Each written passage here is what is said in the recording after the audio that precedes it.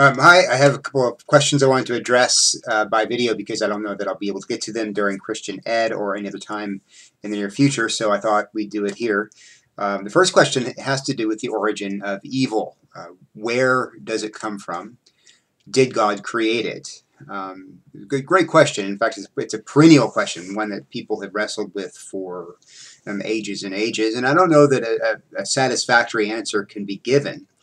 Uh, Mainly because we weren't there when evil entered into the world, and the Bible doesn't tell us how. It does tell us that it has. The We do have some principles too that we can work with, and one principle is that God is not the author of evil. There is no darkness in Him at all. We're told that in James chapter 1. So God doesn't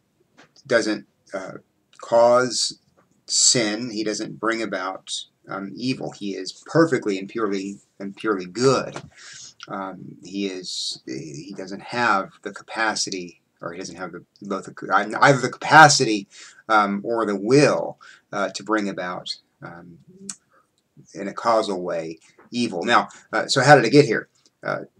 You, I think St. Augustine will help us here because he gives a good definition of what evil is. And in fact, to say evil is a bit of a misnomer because according to Augustine, and I think he's right, evil really isn't anything. It's a kind of a parasitic entity.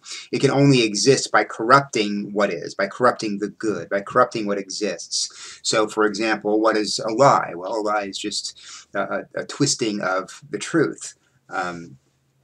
What is unfaithfulness? Well, it's just a twisting of the good of faithfulness. Evil is just the non-acting out of what is good. Now, we know the first instance, or apparently the first instance of someone acting in a non-good way would be the rebellion of the serpent against God. We're not told much about that. There's some intriguing hints in Ezekiel and Isaiah about what that must have been about. But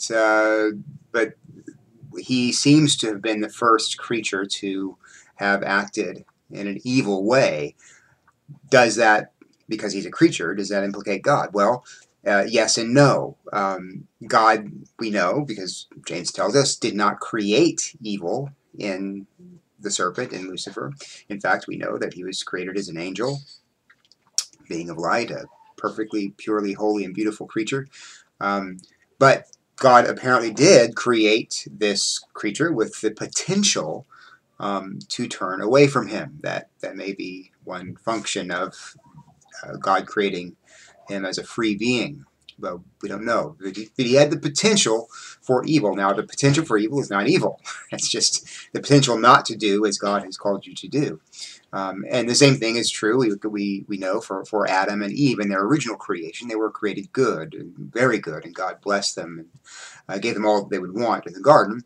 And their decision then to turn from God and seek to eat the knowledge of, or to take from the tree of the knowledge of good and evil, take the fruit, was a decision to turn from dependence upon and knowledge of God and leaning on His knowledge to try to grasp for that knowledge and that power themselves apart from God. It was an act of autonomy. It was turning from the good and to what has become to be known as evil.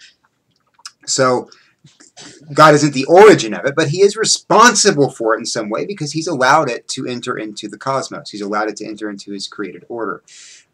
Now, being responsible for that, we have to say, is also ultimately good. God has a good purpose in allowing evil. What that good purpose is, I think we can, again, applying some biblical principles, we can say it's for His glory. To display His justice in punishing evil, to redeem, to display His mercy in redeeming and providing salvation for those who, like us, who love evil and hate the truth. And He saved me out of that, by a pure act of grace and mercy. So there are possible reasons. I mean, there are not just possible. There are revealed reasons that God has permitted evil to exist, but that doesn't make him the author of evil. And there's a very important distinction to make when we're considering that question. That may not be satisfying to you. I understand if it's not, but kind of what we were saying on Sunday, what the Christian does when we run up against difficult to understand concepts is that we trust that God is good. And even if we can't understand why he does something, why he allows something, we know that his purposes are wise, true, honorable, good, and he sees more than I see and knows more than I know or you. We are a gust of wind, a blade of grass, here today, gone tomorrow. So we're not really in a position to question the rightness of what he decides to do. We are in the position to trust that what he does is right, and so I encourage you to do that. The second question has to do is a more practical one. It has to do with the next series that's coming up at 1 Corinthians. This will be 1 Corinthians is a long book, 16 chapters. It'll probably take us about 2 years. Same thing same length of time as it took to go through Mark. The question was, what do we do to prepare? And I think I gave you some hints today in the update. Read the book. We have 2 weeks until the series starts, so read 1 Corinthians. That's plenty of time to do it. If you can get your hands on a good commentary, you can buy them on Amazon or go to a bookstore. You can buy the basic commentary on 1 Corinthians. Get your hands on that. I certainly recommend going online to the ESV online website where you get the Bible, ESV version, but you can also, for a little extra money, I think $9 actually, they sometimes offer it for free, you can have access to their study notes, and that will give you a really good introduction to the book of 1 Corinthians, letter of 1 Corinthians, and it will tell you the setting, the context, and the historical, cultural context, the purpose for which it was written, and give you a nice little outline of it, as well as you work through the book, it'll give you notes. Now, if you do that, if you take some time to prepare, by the time we dive into the series, you'll be ready, and hopefully your mind will be prepared, interested, and curious about what Paul has to say, not just or God has to say through Paul, not just to the Corinthians, but also to us. All right, those are the 2 questions I wanted to get to today, and I hope you have a great, wonderful weekend. I'll see you on Sunday.